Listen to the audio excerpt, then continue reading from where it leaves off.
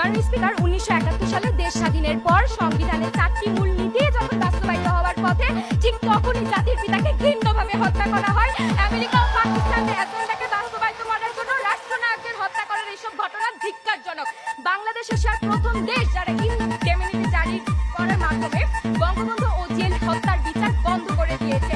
পরবর্তীতে স্বৈরশাসকদের আমলে বঙ্গবন্ধুর হত্যাকারীরা ফ্রিডম পার্টি নামক রাজনৈতিক দল নিয়ে আত্মপ্রকাশ করে এবং প্রকাশ্যে জনগণের বিরুদ্ধে দেশের মাটিতে তারা রাজনীতি করে এবং পরবর্তীতে বিএনপি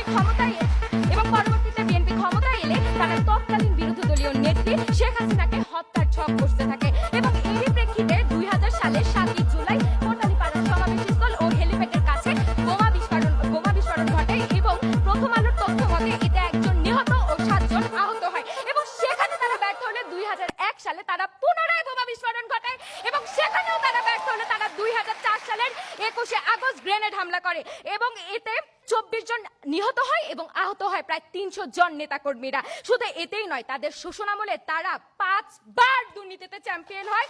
তারা তাদের দুর্নীতিতে এতটাই লিপ্ত ছিল যে জনগণের স্বার্থে তারা চোখ দৃষ্টি দিতেই পারেনি। তারই ধারাবাহিকতায় ভারত সফর শেষে দেশে ফেরার পর তিস্তা চুক্তির কথা বলা হলে তৎকালীন প্রধানমন্ত্রী বলেন, আমি তো ভুলেই গেছি। তারা তাদের আমলে এতটাই নোংরা রাজনীতি করতেন যে তারা দ্বিতীয় সংসদ তৈরি করতে চেয়েছিলেন এবং নাম দিতে চেয়েছিলেন হাওয়া ভবন। মাননীয় স্পিকার, বিরোধী দল বাংলাদেশ জাতীয়তাবাদ উজ্জ করে ধর্মভিত্তিক জাতীয়তাবাদ প্রতিষ্ঠা করতে চেয়েছিল।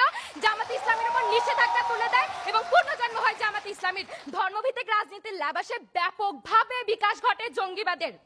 এবং মাননীয় স্পিকার, আপনি লক্ষ্য করুন, আমাদের দেশের যুদ্ধাপরাধী যারা আছে, যেখানে তাদের গলায় ফাঁসি পড়ানোর কথা ছিল, সেখানে তাদেরকে ক্ষমতায়ন করে সরকারি অর্থে বিলাসবহুল গাড়ি কিনে দেওয়া হয় এবং তার উপরে লাল সবুজের পতাকা লাগিয়ে দেওয়া হয় এবং জনগণের বুকের উপর দিয়ে সেই গাড়ি চালানো হয়। এবং তারা যখন মাননীয় স্পিকার ক্ষমতায় ছিল তখন নিজামী ইসলামী ছিলেন অর্থমন্ত্রী এবং মোহাম্মদ ইসাক ছিলেন পররাষ্ট্র মন্ত্রণালয়ের অধীনে এবং তাদেরকে বিভিন্ন দেশের দূতাবাসে নিয়োগ করা হতো, অর্থাৎ দেশের বিভিন্ন গুরুত্বপূর্ণ জায়গাগুলোতে তাদেরকে নিয়োগ করা হতো।